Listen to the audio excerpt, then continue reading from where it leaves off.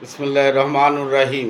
আসসালামু আলাইকুম প্রিয় মুসলমান ভাই ও বন্ধুগণ, আজ পবিত্র রমজান মাসের 23তম রোজা ও পবিত্র জুম্মা মুবারক, নাজাতের 3 রোজা।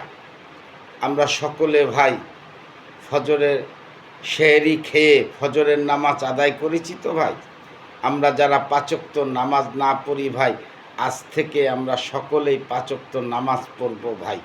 এই নামাজ ছাড়া পৃথিবী থেকে আমাদের সাথে কোনো কিছুই যাবে না। আমরা আজ এত বড় ভাগ্যবান মুসলমান, আমাদের বাংলাদেশের মানুষের ভাগ্য এত ভালো। আমরা আজ পবিত্র রোজার আল্লাহ এত বড় ফজিলত রেখেছেন, এত বড় নিয়ামত রেখেছেন তার বান্দাবান্দীদের জন্য। যারা 5 ওয়াক্ত রোজা রাখবে, তারাবির নামাজ আদায় করবে, আল্লাহ রোজ হাসরের ময়দানে তাদের জন্য এই রমজানের পুরস্কার আল্লাহ তার বান্দাবান্দীদের নিজ হাতে দান করবেন। সকলেই বলি সুবহানাল্লাহ। ভাই, আমরা যারা উচ্চ বিত্তশালী, যাদের জাকাত দেওয়ার তৌফিক আছে, তারা আমরা সকলে ভাই যথাযথভাবে জাকাতটা প্রদান করব এবং সেই জাকাতের মাধ্যমে আমার সম্পদটা আল্লাহ সহিভাবে বৈধতা দান করবেন।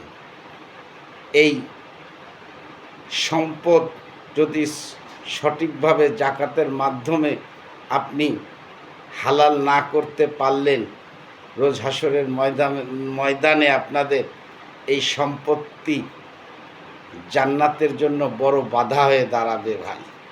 তাই আমরা অতি উচ্চ বিলাসী না হয়ে আমরা আমাদের নিকট আত্মীয় স্বজনদের খুঁজে বের করব, কারা এই পবিত্র ঈদুল ফিতরে তাদের ঈদটা পরিপূর্ণভাবে সম্পূর্ণ হচ্ছে না, তারা অভাবগ্রস্ত আছে, তাদের আমরা খুঁজে বের করে আমাদের জাকাতের অর্থ থেকে তাদের সহযোগিতা করব।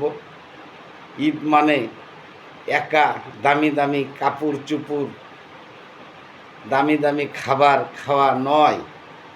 সকলে মিলেমিশে আপনার প্রতিবেশী কে অসহায়, এই পবিত্র ঈদুল ফিতরে তাদের এখনও ঈদের কেনাকাটা হয়নি, আপনার সাহায্য দান ও জাকাতের হাতটা তাদের দিকে বাড়িয়ে দেন ভাই।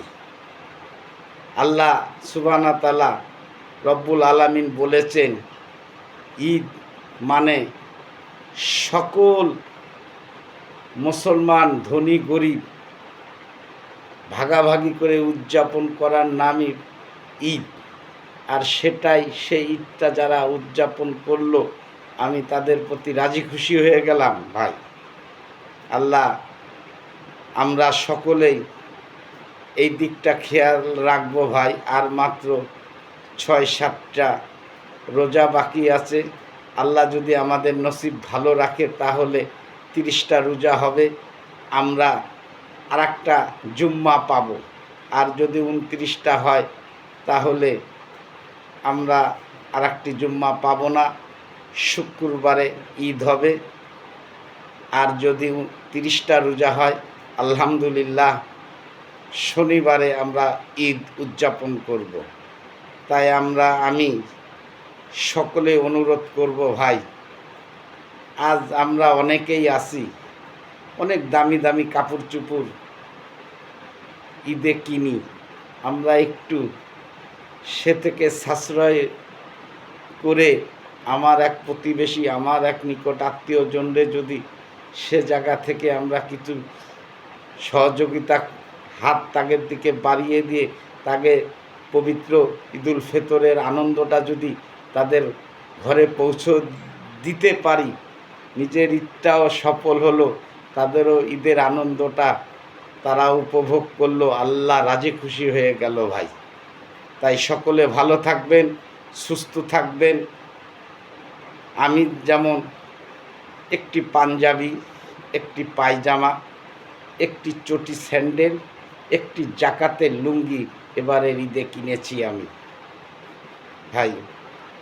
ঈদ মানে সকলে মিলে মিশে উদযাপন করাই আল্লাহর হুকুম। সকলে ভালো থাকবেন, সুস্থ থাকবেন। দেখা হবে নতুন কোনো ভিডিও নিয়ে। আল্লাহ হাফেজ। আমিন।